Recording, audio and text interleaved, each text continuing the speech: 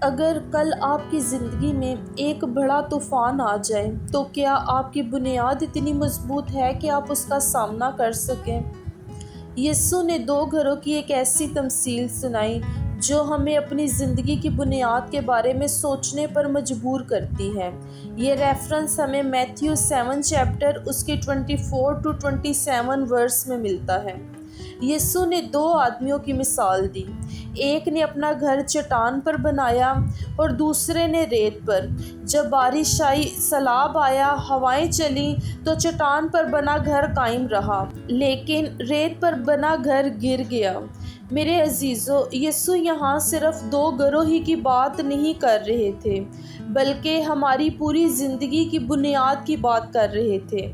چٹان پر گھر بنانا اس بات کی علامت ہے کہ ہم خدا کی بات صرف سنتے نہیں بلکہ اسے اپنی زندگی میں اپناتے بھی ہیں۔ ہماری زندگی میں بھی طوفان آئیں گے، پریشانیاں، ناکامیاں اور مشکل وقت۔ ہم طوفان کو ہمیشہ روک نہیں سکتے، لیکن اپنی بنیاد مضبوط ضرور بنا سکتے ہیں۔ اصل مضبوطی اس وقت نظر آتی ہے جب حالات ہمارے خلاف ہوں۔